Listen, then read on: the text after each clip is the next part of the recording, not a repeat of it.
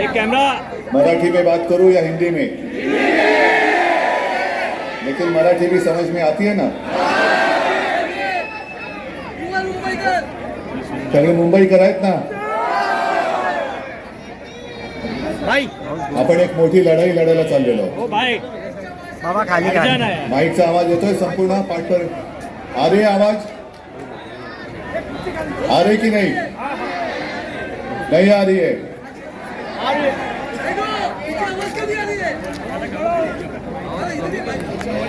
जरा आवाज वाढव.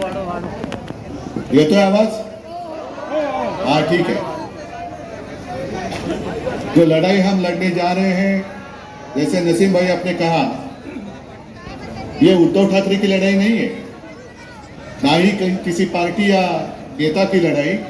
ये तो आप सबकी लड़ाई है, आपके भविष्य की लड़ाई है, अपने देश की लड़ाई है, अपने देश की आज़ादी की लड़ाई है, अपने देश के प्रजातंत्र की लड़ाई है. और इसलिए मैं कहता हूं, सिर्फ हम लड़ने नहीं जा रहे, ये तो लड़ाई हमें जीतनी ही होगी. जीत के साथ मैदान में उतरना होगा. मी मैदानात उतरलेलो आहेच. पूरा महाराष्ट्र घूम रहा हूं और कहीं भी मुझे ऐसे नहीं दिखाई दे रहा है कि लोग निराश होकर बने. लोग तो इंतजार कर रहे हैं, कभी हमें मौका मिल रहा है. और जब मोदी जी ने नारा दिया था अब की बार 400 पार, तो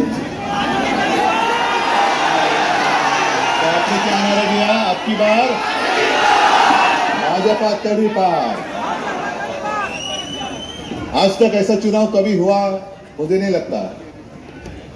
जिस तरीके से प्रधानमंत्री जी मोदी जी बात कर रहे हैं, जिस भाषा में बात कर रहे हैं, वो भाषा मोदी जी मेरे देश के प्रधानमंत्री जी के मुंह में शोभा नहीं देती है. 2 दिन पहले या कल ही शायद अपने मोदी जी गए थे उड़ीसा और वो भाषण घूम रहा है. वहां के जो मुख्यमंत्री है नवीन बाबू, काफी सालों से हैं, काफी लोकप्रिय हैं, बहुत अच्छा काम कर रहे हैं. तो मोदी जी ने उनको चुनौती दी, नवीन बाबू मैं आपको चुनौती देता हूं. और पहली बार मेरे समझ में बात आ गई. मैं मुख्यमंत्री था, लेकिन हर एक जिल्ह्याला सुद्धा राजधानी असते, तो पहली बार मुझे नहीं मालूम था. तो उन्होंने चुनौती दी, नवीन बाबू आप खड़े रहिए और बिना कागज के आपके उड़ीसा में जितने सारे जिला है उनकी कैपिटल बताइए.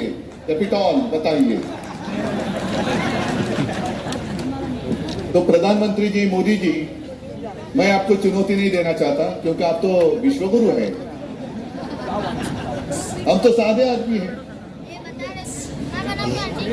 आपको मैं चुनौती देता हूं, ये कहना गलत होगा, लेकिन मैं आपको कहता हूं कि मोदी जी, आपने नवीन बाबू को कहा कि बिना पेपर लिए हुए आप खड़े हो जाओ, तो मैं तो कहता हूं आप पेपर लिए खड़े हो जाओ. और 2014 में 2019 में जो आपने जुमला पत्र पूरे देश को दिया था, उनमें से कितने वादे आपने पूरे किए वो जनता को बताओ. चलो हो जाने दो, होने दो, हम तैयार हैं.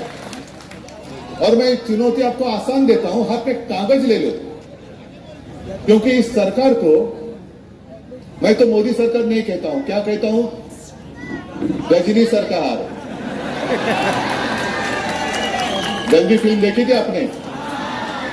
मैं फिल्म देखना भूल गया, लेकिन कहते कि उसमें जो दादा जरा खाली क्या मोबाइल कैरेक्टर था वो कभी उसमें उसको स्मृति आती थी, कभी विस्मृति में चला जाता था. तो वैसे गजनी सरकार है. 2014 में जो कुछ कहा था 2019 में याद नहीं रहा, 2019 में जो कहा था 2024 में ही नहीं याद रहा है. और अब आप देखते होंगे हर दिन अखबार में जो उनके एडवर्टीजमेंट छपते हैं, पता ही नहीं चलता है 2014 की बात आज क्यों कह रहे हैं. सबको हम रोजगार देंगे, दिया किसी को? यहाँ हर व्यक्ति को हम घर दे देंगे. कितने लोगों को घर मिला बताओ? और इन्हीं का मैं आवाज येतोय ना रे? कैसे नहीं, पीछे भी आ रही है ना आवाज? हाँ आ रही है तो हाथ ऊपर करो. हाँ बस तो कितने लोगों को आपने नौकरी दी नहीं पता।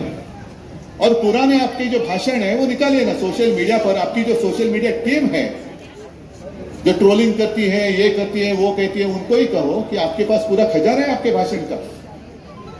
और एक भाषण मुझे आज भी याद है, एक जनसभा को संबोधित करने कर रहे थे और उन्होंने पूछा, भाई और बहनों आप बताओ गैस की कीमत नीचे गई कि ऊपर गई? डीजल की कीमत नीचे गई कि ऊपर गई? पेट्रोल की कीमत नीचे गई कि ऊपर गई? तो गैस, डीजल, पेट्रोल मतलब जीडीपी बढ़ गया कि नहीं बढ़ गया? और फिर उन्होंने कहा कि जब आप मतदान के लिए जाओगे तो खासकर महिलाओं को कहा उन्होंने कि आप मतदान के लिए जाते वक्त घर में जो सिलेंडर है गैस का उसको नमस्कार करके जाइए। मोदी जी आपका नारा तो हवा में गया 400 पार, लेकिन उस वक्त जो गैस सिलेंडर की कीमत थी 400, अब कितने पार हो गए? 1000 के ऊपर। अरे बीच में जो लहसुन खाते हैं हम लोग, गार्लिक, वो 400 पार गया था और मोदी जी ने नारा दिया 400 पार, तो बेचारा शर्मा गया और नीचे आ गया। जो किसके साथ बराबरी करूं? इनके साथ, ये जुमलेबाज के साथ? ये नहीं हो सकता। अनिल देसाई जी संबोधित कर रहे थे, मुझे लगा पल भर के लिए मैं ही उम्मीदवार हूं क्योंकि मेरी तारीफ करते जा रहे थे, लेकिन अनिल के लिए मैं आया हूं और मैं आपको पूछना चाहता हूं कि आपको आपका सांसद कैसा चाहिए? गद्दार चाहिए कि खुददार चाहिए? एक स्वच्छ प्रतिमेचा पाहिजे, चारित्र्यवान चाहिए कि दूसरा कैसा है आपको पता है? इसके व्यक्तिमत्व के ऊपर कोई भी उंगली नहीं उठा सकता। शुद्ध चरित्राचा आणि चारित्र्याचा उमेदवार दिलेला है। कैसी बात करता है वो भी आपने देखी है। और मैं चाहता हूं कि अनिल देसाई यहां से सांसद बनकर दिल्ली जाए, आपके भविष्य के लिए जाए। जो भी आपकी समस्या है, मैं तो मुझे लगता है शायद पहली बार आपके यहां आया हूं। यस। क्योंकि एक बीच में दीवार थी अपने, हम तो एक दूसरे के साथ लड़ाई करते थे। अब आपको भी पता चला होगा। एक सवाल मैं आपको पूछता हूं, क्या मैंने हिंदुत्व छोड़ा है? लेकिन मेरा हिंदुत्व आपको मंजूर है या नहीं है? मेरा हिंदुत्व और भाजपा के हिंदुत्व में फर्क है या नहीं है? मैं भी जय श्री राम कहता हूं, लेकिन मेरा जो हिंदुत्व है वो हृदय में राम और हर एक हाथ को काम देने वाला हिंदुत्व है। हमारा जो हिंदुत्व है वो घर का चूल्हा जलाने वाला, रोजी रोटी देने वाला हिंदुत्व है, घर जलाने वाला हिंदुत्व नहीं है। वो हिंदुत्व मुझे मंजूर नहीं है। आज ही कुछ पत्रकार मुझे मिलने आए थे, उन्होंने कहा कि उद्धव जी हर वक्त जब भी चुनाव नजदीक आते हैं तो मोदी जी भारत पाकिस्तान क्यों कहते हैं? मैंने कहा पता नहीं, शायद मोदी जी गए थे नवाज शरीफ जी का केक खाने के लिए,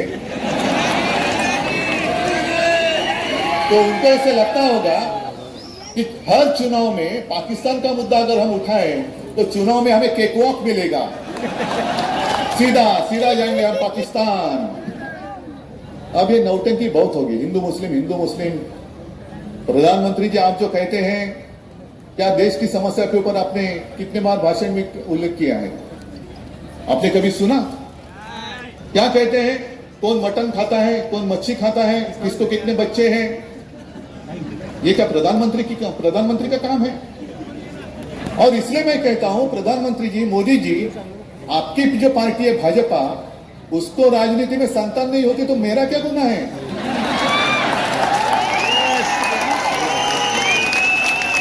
आपको हमारे बच्चे लेने पड़ते हैं गोद में,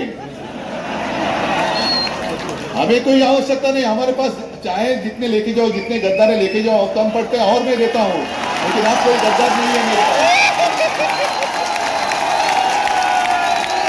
जरूरत आपको है, हमें कोई आवश्यकता नहीं है। अरे ऐसे कुछ नहीं है कि शिवसेना में पहली बार टूट आई है, किसी ने तोड़ने की कोशिश की, कई बार तोड़ा, लेकिन जब भी शिवसेना पर आपत्ति आई तो शिवसेना 10 गुना नहीं, 100 गुना नहीं, कई गुना, लाखों से भी ज्यादा शक्तिमान हुई है। और खास कर आज मैं यहां आया हूं तो मुंबई की समस्या और इसी चुनाव क्षेत्र में धारावी भी आती है। आपकी भी झुग्गी झोपड़ियां बहुत कुछ है, यहाँ बहुत सारी है। भाजपा के जो एक उम्मीदवार है, प्रत्याशी है बोरीवली से, क्या नाम है उनका, पीयूष गोयल। वो हमारे फिशरमन्स कॉलनी में गए, कोळीवाड्यात गेले, नाकाला रुमाल लावून गेले। या ऐसा सांसद जाएगा और आपकी समस्या वहां कुछ बोलेगा उसके ऊपर? लेकिन एक बात आप जरूर उसके ऊपर ध्यान देना चाहिए, गंभीरता से ध्यान देना चाहिए। जो पीयूष जी ने कहा कि भाजपा मुंबई झुग्गी झोपड़ी मुक्त करना चाहते हैं, बड़ी अच्छी बात है। लेकिन उसके आगे जो उन्होंने कहा कि सब जितनी झुग्गी झोपड़ियां हैं हम भेज देंगे, कहा, सॉल्ट पैन में, आपको मंजूर है क्या? कि शिवसेना प्रमुख जी ने भी एक योजना बनाई थी जिसके ऊपर काम हुआ भी है, चल भी रहा है। जहां झुग्गी झोपड़ी है वहीं पर उसी का घर होना चाहिए। धारावी के जो लोग हैं उनको लेके जा रहे सॉल्ट पैन मुलुंड में, और वो जो जमीन है वो किसके जेब में डाल रहे? अडानी, धारावी अडानीकडे। पूरा टीडीआर निकला है, उन्होंने पूरी मुंबई अडानी के मुंह में डाल रहे हैं। बांद्रा रेक्लेमेशन में जो एमएसआरडीसी का ऑफिस है वो भी जमीन अडानी को, एयरपोर्ट अडानी को, धारावी अडानी को, सब अडानी को। और यहां के जितने सारे उद्योग थे वो कहां लेके गए? गुजरात। और मोदी जी आप मतलब क्या एक एक कहां से आपको ये कोण तुम्हाला विरोध सुचवतो मला माहिती नाही। मोदी जी स्वतःच बोलले अडानी आणि अंबानी बद्दल। तो फिर मैंने कहा कि इतना आपको उसके उनके ऊपर गुस्सा है। अडानी और अंबानी ने राहुल गांधी जी को कितने ट्रक भर भर के माल दिया है। अरे आप तो टेम्पो भर के, तो आपके हाथ में पूरे देश की सत्ता है ना, ईडी, इनकम टैक्स, सीबीआई है।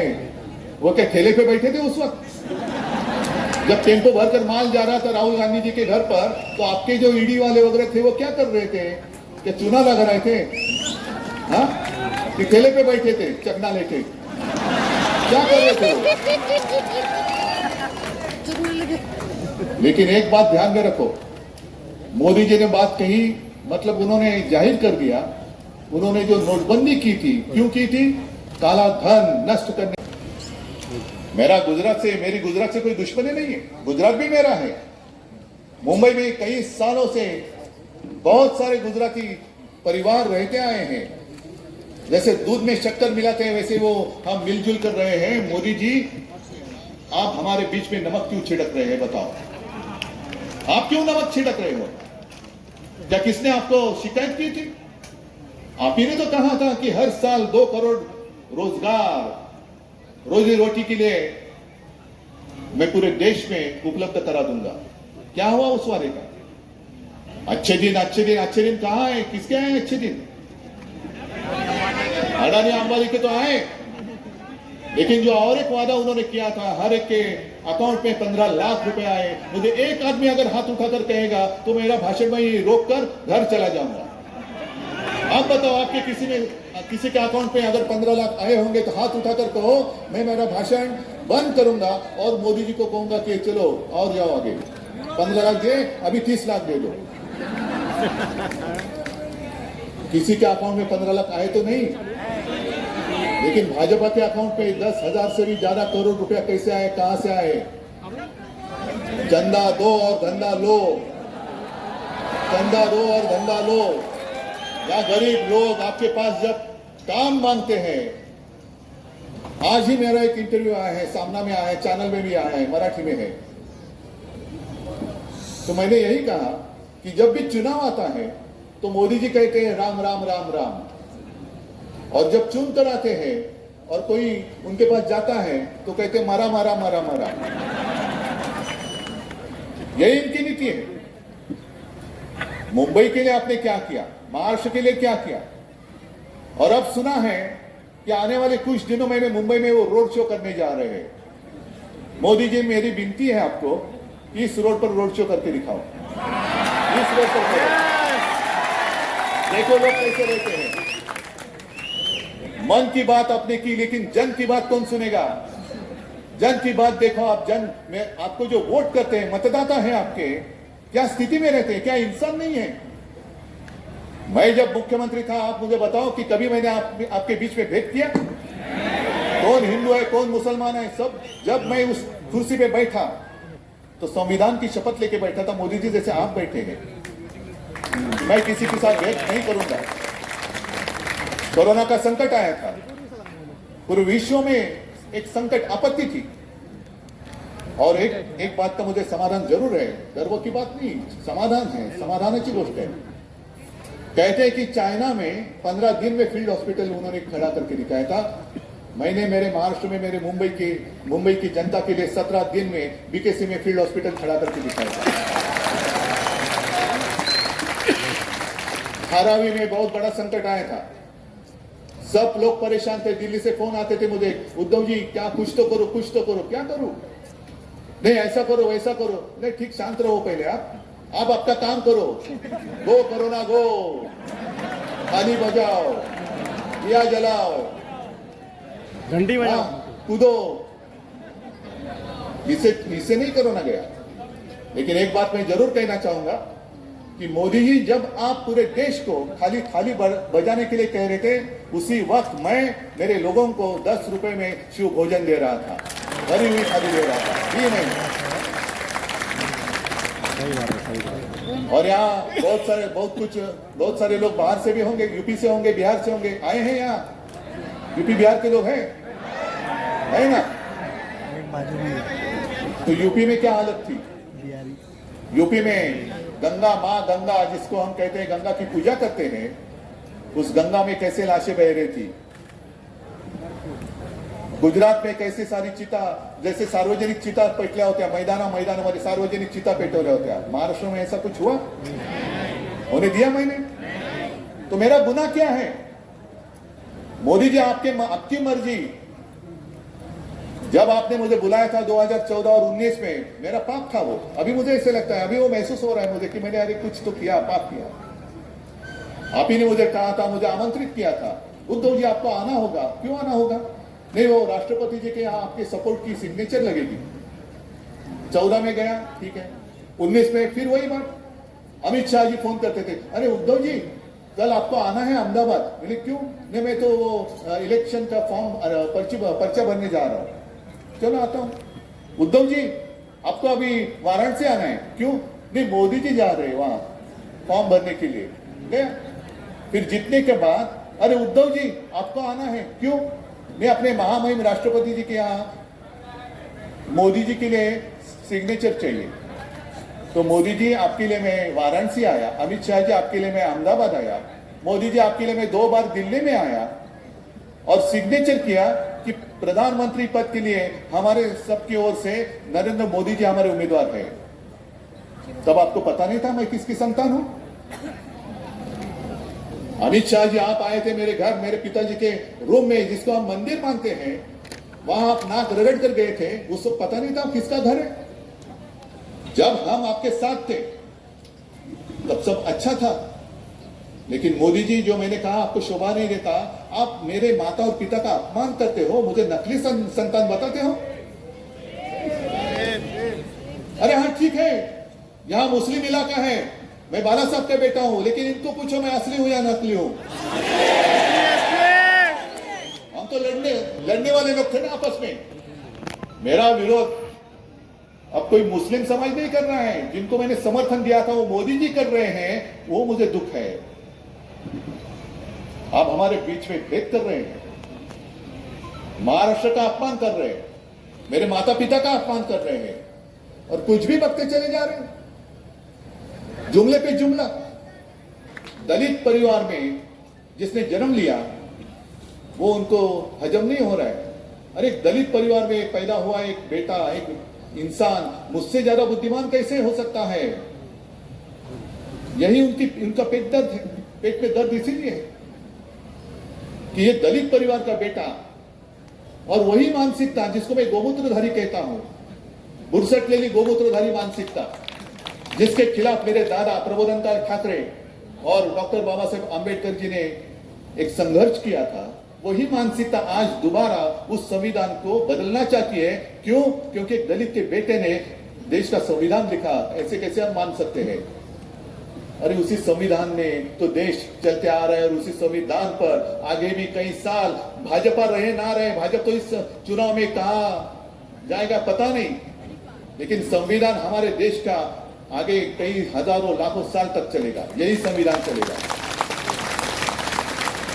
ये कोई ऐसी किताब नहीं है कि जैसे पढ़ने के बाद फेंक दिया, रद्दी मध्ये फेकून दिला, असं काही ते पुस्तक नहीं है। बाबा साहब आंबेडकर ने पूरा सोच समझ कर वो संविधान दिया है, और वही संविधान आपको हजम नहीं हो रहा है क्योंकि आप तानाशाह बनना चाहते हो। हम तानाशाह को बर्दाश्त नहीं करेंगे, बिल्कुल नहीं करेंगे। इस सारे जो लोग हैं इस देश के नागरिक है, इसलिए मैंने शुरुआत में कहा देशभक्त भाई और बहनों, देशभक्त भाई और बहनों, मोदी जी आप कितनी भी कोशिश करो, इस बार आपका बेड़ा पार नहीं होने वाला। कितनी बार कोई भी कोशिश करो, 10 साल पूरे देश ने और खासकर कर महाराष्ट्र ने आपको 40 से भी ज्यादा सांसद दिए, 40 से ज्यादा सांसद एक राज्य से मिले। आपने आशीर्वाद मांगा, महाराष्ट्र ने दिया, और महाराष्ट्र ने क्या मांगा और आपने क्या दिया?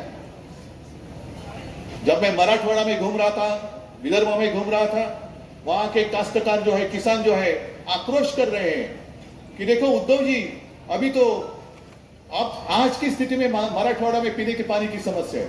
आज कौन बोल रहा है? कोई जा रहे हैं वहां? मोदी जी जा रहे हैं? हमारे गद्दार जो है बैठे वहां पर, वो जाकर बैठ रहे हैं। इनको तो अपनी पड़ी है, बस तुम्ही जगा किंवा मरा पण मला पंतप्रधान करा, ये इनकी नीति है। और ऐसे सब महाराष्ट्र को लूटने वाले, मुंबई को लूटने वाले मोदी जी और उनके साथी फिर से एक बार आपके पास वोट मांगने आए हैं। अरे मुंबई का सपना मैंने देखा है, जैसे वो कोस्टल रोड दिया, हाँ वो हमारा शिवसेना का सपना था, जिसको पूरा करने के बाद आपने उसका क्रेडिट लेने की कोशिश की, लेकिन पूरी दुनिया जानती है वो किसने किया है। और जैसे हमने कोस्टल रोड बनाया, उसी तरीके से नसीम भाई, त्यावेळेला मी म्हणजे 14 साली केंद्र सरकार को मैंने एक प्रस्ताव दिया था। बहुत सारे लोगों को पता नहीं कि मुंबई को 2 किनारे, एक पूर्व आहे आणि एक पश्चिम आहे। पूर्व किनारा जो आहे तिकडे सगळं डॉकयार्ड आहे, नेव्ही आहे, गोरी बंदर वगैरह वगैरह सगळे जंकयार्ड है। तो मैंने कहा था, गडकरी जी को दिया था और कहा था कि यहाँ जो नहीं चाहिए वो आप लेके जाओ, बाहर लेके जाओ, लेके जाओ। जो काय त्याला म्हणतात दारूखाना वगैरह लेके जाओ गुजरात, लेके जाना चाहते ना वो लेके जाओ गुजरात के लिए, हमें कोई आपत्ति नहीं है। लेकिन मुंबई के लिए एक अच्छी जगह हम बनाना चाहते हैं, एक सुंदर चांगला समुद्र किनारा। क्या है, आप परिवार को लेके कहां जाएंगे बताओ? कहां जाते हैं आप घूमने के लिए? है कोई ऐसी जगह? एक तो आम्ही झू बनवला, जिजामाता उद्यान, त्याच्यामध्ये